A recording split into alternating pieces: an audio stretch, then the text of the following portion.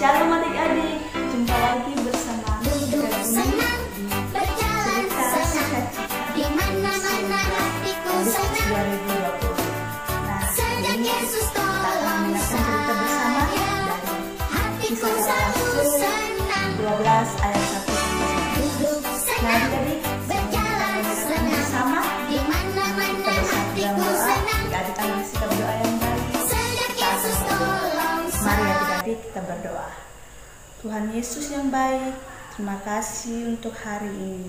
Kami boleh ada, kami boleh hidup di saat ini karena Engkau baik ya Tuhan. Terima kasih Tuhan Yesus. Di saat ini kami akan bersama-sama mendengarkan firman-Mu. Tuhan tolong berkati kami, sertai kami. Tuhan Yesus memberikan telinga yang mau mendengarkan hingga kami boleh mendengarkan firman-Mu, kami boleh melakukannya dalam kehidupan kami sehari-hari. Tuhan Yesus yang baik, terima kasih kami siap mendengarkan firman-Mu. Hanya di dalam nama Tuhan Yesus kami siap mendengarkan firman-Mu. Haleluya, amin. Nah, adik-adik, selamat menyaksikan.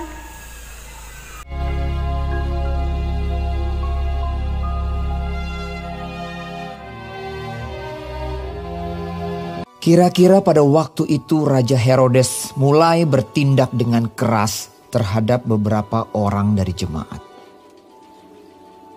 Dan menyuruh menahan Petrus. Setelah Petrus ditangkap, Herodes menyuruh memenjarakannya di bawah penjagaan 4 regu. Masing-masing terdiri dari 4 prajurit. Maksudnya ialah supaya sehabis Paskah ia menghadapkannya ke depan orang banyak. Demikianlah Petrus ditahan di dalam penjara. Tetapi jemaat dengan tekun mendoakannya kepada Allah.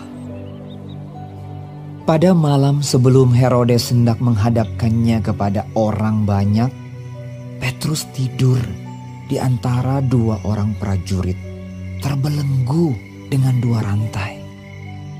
Selain itu, prajurit-prajurit pengawal sedang berkawal di muka pintu. Tiba-tiba, berdirilah seorang malaikat Tuhan dekat Petrus dan cahaya bersinar dalam ruang itu. Malaikat itu menepuk Petrus untuk membangunkannya. Katanya, "Bangunlah segera." Maka gugurlah rantai itu dari tangan Petrus. Lalu kata malaikat itu kepadanya, "Ikatlah pinggangmu dan kenakanlah sepatumu. Kenakanlah jubahmu dan ikutlah aku." Ia pun berbuat demikian. Sangkanya ia melihat suatu penglihatan. Lalu ia mengikuti malaikat itu keluar dan ia tidak tahu bahwa apa yang dilakukan malaikat itu sungguh-sungguh terjadi. Setelah mereka melalui tempat kawal pertama dan tempat kawal kedua, sampailah mereka ke pintu gerbang besi yang menuju kota. Pintu itu terbuka dengan sendirinya bagi mereka. Sesudah tiba di luar, mereka berjalan sampai ke ujung jalan. Dan tiba-tiba malaikat itu meninggalkan dia.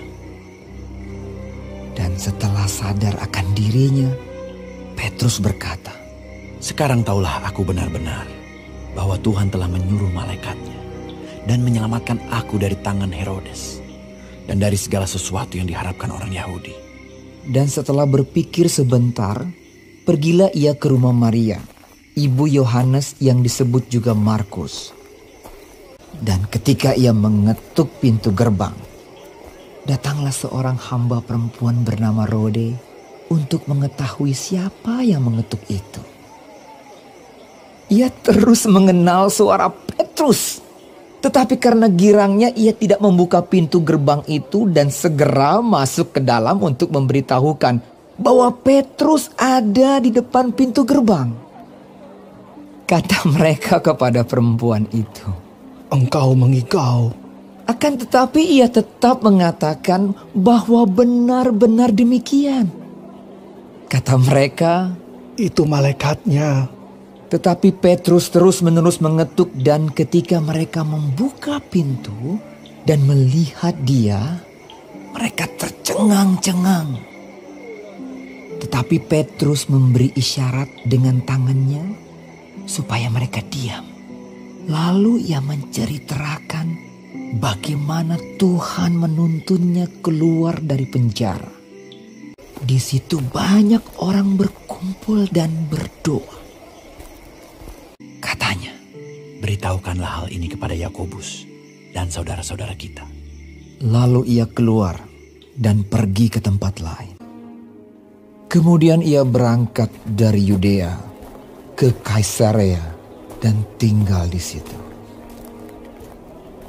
Pada keesokan harinya gemparlah prajurit-prajurit itu. Mereka bertanya-tanya apakah yang telah terjadi dengan Petrus. Herodes menyuruh mencari Petrus, tetapi ia tidak ditemukan.